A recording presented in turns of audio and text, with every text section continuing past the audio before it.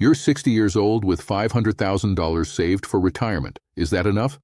If you search online, you'll find articles telling you that you need $1.5 million. You'll find calculators saying you're behind. You'll find comments from strangers making you feel like a failure. But here's what nobody tells you. After 15 years of helping people retire, I've seen people with $500,000 live incredibly comfortable retirements. And I've seen people with $1.5 million run out of money. The difference wasn't the number. It was something else entirely. Today I'm going to share 5 truths about retiring with $500,000 at age 60 that the financial industry doesn't want you to know. And the 5th truth, the one I'll share at the end, might completely change how you think about your retirement. But I have to warn you, some of these truths are uncomfortable. They challenge the conventional wisdom, and they might make you question everything you've been told. Let's start with the first truth. Before I dive in, let me give you some context. At Retire with Clarity, I've worked with hundreds of people approaching retirement. Some had $300,000 saved. Others had $3 million. And what I've learned is that the relationship between savings and retirement success is far more complicated than anyone admits. The financial industry has convinced us that retirement is a simple math problem. Save X amount, withdraw Y%, and you'll be fine. But that's not how real retirement works. Real retirement involves Social Security timing decisions. It involves healthcare costs. It involves taxes and inflation and market volatility. It involves your spouse's situation and your health and where you live. And most importantly, it involves choices that most people don't even know they have. That's what these 5 truths are about. They're about the choices that exist for someone with $500,000 at age 60. Choices that could mean the difference between struggling and thriving. Now, I've found that people watching this video fall into 2 categories. The first group has around $500,000 saved and is worried it's not enough. You're watching this hoping I'll tell you it's going to be okay. The second group has more than $500,000, maybe $700,000 or $800,000, but you're still anxious. You're watching this to understand how much is really enough. Either way, these 5 truths apply to you. And by the end, I'll give you a simple formula to calculate exactly what $500,000 can provide in retirement income. No guessing, no anxiety, just clarity. Let's get into truth number 1. Truth number 1. The numbers everyone quotes are designed to scare you, not help you. Let me explain what I mean. You've probably seen those charts showing how much you should have saved by age. By 60, they typically say you should have 8 to 10 times your salary saved. So if you earned $80,000 per year, you should have $640,000 to $800,000. With $500,000, you're behind. But here's what those charts don't tell you. They assume you'll replace 80% of your pre-retirement income. They assume you'll retire at 67. They assume you'll live until 90. They assume no Social Security adjustments. They assume a fixed withdrawal rate. In other words, they assume a situation that applies to almost nobody. I had a client named Margaret who came to me devastated.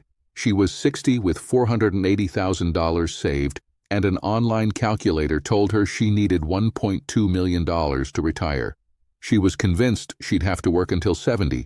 But when we actually looked at her situation, everything changed. Margaret's house was paid off. Her monthly expenses were $3,800, not the $6,000 the calculator assumed. She was eligible for a pension of $1,400 per month starting at 62, and her projected Social Security at 67 was $2,300 per month. When we added it up, Margaret needed her savings to provide only about $1,100 per month to cover the gap. That's $13,200 per year. With $480,000 invested conservatively, generating $13,200 per year is absolutely achievable. In fact, that's less than a 3% withdrawal rate, well below the 4% most experts recommend. Margaret didn't need $1.2 million. She needed clarity on her actual numbers. She retired at 62, and 5 years later her portfolio has actually grown because she's withdrawing less than her investment returns. Here's the truth. Generic benchmarks are created for generic situations. Your retirement isn't generic. It's specific to you. The question isn't, is $500,000 enough? The question is, what does $500,000 need to do in my specific situation? And that brings me to truth number 2, which is something most people completely overlook. Truth number 2, Social Security transforms your $500,000 into something much bigger than you think. When people say they have $500,000 for retirement, they're usually not including Social Security. But Social Security is money, real money, and for most people, it's a lot of money. Let me show you what I mean. Let's say you're 60 and your estimated Social Security benefit at full retirement age, let's say 67, is $2,400 per month. That's $28,800 per year. Now, here's where it gets interesting. If you live from 67 to 90, that's 23 years of Social Security payments. At $28,800 per year, that's $662,400 in total Social Security income over your retirement. Add that to your $500,000 in savings, and you're actually looking at over $1.1 million in retirement resources. Does that change how you feel about your situation? But wait, it gets better. If you delay Social Security until 70, your benefit increases by about 24% compared to taking it at 67, so that $20,400 becomes approximately $2,176 per month, or $35,112 per year. Over 20 years from age 70 to 90, that's $714,240 in Social Security income. Now your total retirement resources are over $1.2 million. I had a client named Robert who was panicking at 60 because he only had $520,000 saved. He felt like a failure compared to his friends who had more. But Robert had worked consistently for 35 years and had a solid Social Security projection of $2,800 per month at 67. When I showed Robert that his Social Security was worth over $750,000 in lifetime income, his entire perspective shifted. He wasn't behind. He was actually in a strong position. Robert's real question wasn't, do I have enough? It was, how do I structure my withdrawals to bridge the gap until Social Security kicks in? That's a much more solvable problem. And here's something else nobody tells you. Social Security is inflation adjusted. Your $500,000 isn't. Every year, Social Security gets a cost of living adjustment. So over time, Social Security becomes an even larger percentage of your retirement income. When people say $500,000 isn't enough, they're ignoring the other $700,000 or $800,000 or more that Social Security provides. Now, truth number 3 is where things get really interesting. And honestly, this is the truth that most financial advisors won't share because it doesn't fit their model. Truth number 3, you probably won't need as much money as you think because your spending will naturally decline. This goes against everything you've been told. Every retirement calculator assumes you'll spend the same amount, adjusted for inflation, for the entire 30 years of retirement. But that's not what actually happens. Real spending data shows that retirees typically go through 3 phases. Phase 1 is the go-go years, roughly ages 60 to 75. This is when you're active, healthy, and finally have time to do things. Spending is highest during this phase. Travel, hobbies, home projects, helping family. Phase 2 is the slow-go years, roughly ages 75 to 85. Energy decreases. Travel becomes less frequent. Many retirees find themselves naturally spending less simply because they're doing less. Phase 3 is the no-go years, roughly 85 and beyond. Aside from potential healthcare costs, spending drops significantly. Most people in their late 80s aren't taking international trips or buying new cars. I had a client couple, Dennis and Linda, who retired at 62 with $510,000. They were worried because projections showed them running out of money by 85 if they maintained their planned spending. But I asked them to think about their own parents. Linda's mother was 87. How much did she spend on travel last year? 0. How much on restaurants? Almost nothing. Her biggest expenses were groceries, utilities, and prescription copays. When Dennis and Linda adjusted their projections to account for declining spending in later years, everything changed. Their money wasn't projected to run out at 85, it was projected to last until 94. Same $510,000. Different assumptions. Completely different outcome.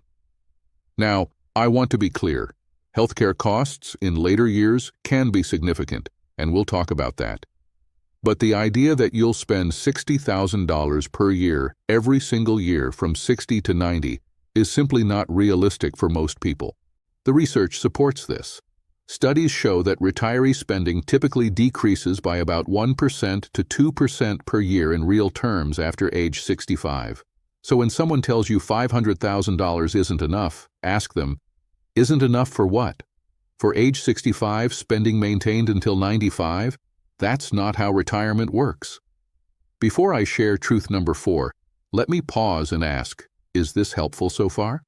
If you're learning something new, hit the like button and let me know in the comments, what's the number you've been told you need for retirement? I'm curious whether the generic benchmarks match anyone's real situation. Now, truth number 4 is uncomfortable, but I need to share it because it could save you from a very costly mistake. Truth number 4, the amount you need depends entirely on one question most people refuse to answer honestly. That question is, what lifestyle are you actually willing to live? I've worked with people who have $500,000 and absolutely need $1 million. And I've worked with people who have $500,000 and are completely overfunded. The difference isn't luck, it's lifestyle honesty. Let me give you 2 real examples. Client 1, Thomas and Rachel. They came to me at 60 with $520,000 saved, but they lived in an expensive suburb with a $4,500 monthly mortgage payment. They drove luxury cars with $800 in combined monthly payments. They traveled internationally twice per year.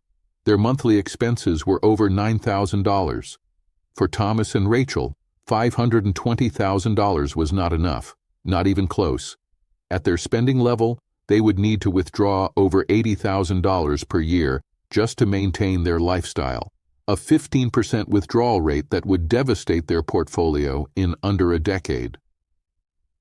But here's the truth nobody wanted to tell them. They didn't have a savings problem. They had a spending problem. When we had an honest conversation, they faced a choice. Work another 10 years to save more, or change their lifestyle. They chose option 3, a middle path. They sold their expensive house and bought something smaller, cutting their housing costs in half. They let go of one luxury car. They reduced international travel to once per year. Their monthly expenses dropped from $9,000 to $5,500. Suddenly, their $520,000 was in a much better position. Client 2, Patricia. She came to me at 59 with $480,000 saved. Her house was paid off. She drove a 10-year-old Honda Civic. Her hobbies were gardening, reading, and spending time with grandchildren. Her monthly expenses were $3,200. Patricia was actually overfunded. Her Social Security plus minimal portfolio withdrawals would more than cover her lifestyle. She could have retired at 55 if she'd known. Same approximate savings. Completely different situations. Here's the uncomfortable truth. $500,000 is a number without meaning until you define what lifestyle it needs to support. If you're expecting $500,000 to fund a lifestyle that requires $80,000 per year, you'll be disappointed. If you're willing to live a lifestyle that requires $40,000 per year, $500,000 might be more than enough. I'm not here to tell you which lifestyle to choose. That's your decision. But I am here to tell you that clarity about your lifestyle is more important than the balance in your retirement account. Now, truth number 5. This is the one I teased at the beginning, and honestly, it's the truth that has impacted my clients more than any other. Truth number 5. The biggest risk at 60 with $500,000 isn't running out of money. It's making fear-based decisions that ruin your retirement. Let me explain. I've watched people with $500,000 destroy their retirement, not because they didn't have enough money, but because fear made them do irrational things. I had a client named George who retired at 62 with $515,000. Objectively, he was in good shape. His expenses were reasonable. His Social Security was solid. His projections looked fine. But George was terrified. He read articles about market crashes. He watched news channels that predicted economic collapse. He lay awake at night imagining running out of money at 85. And so George made fear-based decisions. He moved his entire portfolio to cash in 2019 because he was convinced a crash was coming. When the market dropped briefly in 2020 and then recovered, George missed the recovery entirely. He sat in cash earning nearly nothing while the market climbed 25%. Then he panicked about inflation eroding his cash and moved everything into aggressive stocks in late 2021, right before a significant market decline. In 2 years, George's fear-based decisions cost him over $120,000 in missed gains and actual losses. His money didn't fail him, his fear failed him. I had another client, Susan, who had almost the exact same situation as George, $505,000 at retirement, similar expenses, similar Social Security. But Susan's approach was different. She created a plan. She set up 3 to 4 years of expenses in conservative investments so she wouldn't need to sell stocks during a downturn. She automated her withdrawals so she wasn't making emotional decisions. She limited her financial news consumption to once per month. When the market dropped, Susan didn't panic. She knew she had years of expenses covered. She stayed the course. Today, Susan's portfolio is worth more than when she retired, and she's living comfortably. George is still catching up from his mistakes. Same starting point, same $500,000, opposite outcomes. The truth is this: $500,000 is enough for many people if they don't let fear sabotage them. And fear isn't just about investments. Fear makes people delay retirement for 1 more year until they're 70 and their health has declined. Fear makes people hoard money and never enjoy their retirement. Fear makes people miserable even when they have enough. The antidote to fear isn't more money. It's clarity. It's having a plan you trust. It's understanding your real numbers, not the scary generic numbers, but your numbers. That's why I call this channel Retire with Clarity. Because clarity is what transforms $500,000 from a source of anxiety into a foundation for a great retirement. Now, I promised you a simple formula to calculate what $500,000 can actually provide. Here it is. I call it the Clarity Formula. Step 1. Calculate your monthly expenses in retirement. Not what the calculators say, what you actually spend. Step 2. Add up your guaranteed income. That's Social Security plus any pensions. Step 3. Subtract your guaranteed income from your expenses. The difference is your income gap. Step 4. Multiply your savings by a reasonable withdrawal rate. Let's use 4% to be conservative. This tells you how much annual income your portfolio can provide. Let me run a quick example. Monthly expenses, $4,500, which is $54,000 per year. Social Security at 67, $2,300 per month, which is $27,600 per year. Income gap, $54,000 minus $27,600 equals $26,400 per year. $500,000 times 4% equals $20,000 per year. In this scenario, there's a $6,400 annual shortfall. That's $533 per month. That shortfall has solutions: part-time work, adjusting expenses, delaying Social Security to increase the benefit, delaying retirement by a year or 2. But notice, we're not talking about needing $500,000 more. We're talking about bridging a $533 monthly gap. That's manageable. This is what clarity looks like. Not panic, not generic benchmarks. Actual numbers for your actual life. Here's what I want you to take away from today. The financial industry profits from your anxiety. Scared people buy more products. Scared people pay for more advice. Scared people never feel like they have enough. But the truth is simpler than they want you to believe. $500,000 at 60 is not automatically enough. And it's not automatically too little. It's a resource. What matters is how that resource fits into your specific situation. Your expenses, your Social Security, your pension, your spouse, your health, your lifestyle, your willingness to adapt. These 5 truths aren't about convincing you that everything is fine. They're about giving you the clarity to make real decisions based on real numbers, not fear-based decisions based on scary articles. The happiest retirees I know aren't the ones with the most money. They're the ones who understand their situation, have a plan, and trust that plan. You can be one of those people. $500,000 at 60 might be the beginning of a wonderful retirement, if you approach it with clarity instead of fear. If these 5 truths gave you a new perspective, hit the like button. It genuinely helps more people find this video. And if you want to go deeper, watch this video next. It walks you through exactly how to structure your retirement income so you never have to worry about running out of money. I'll see you in the next one. Take care.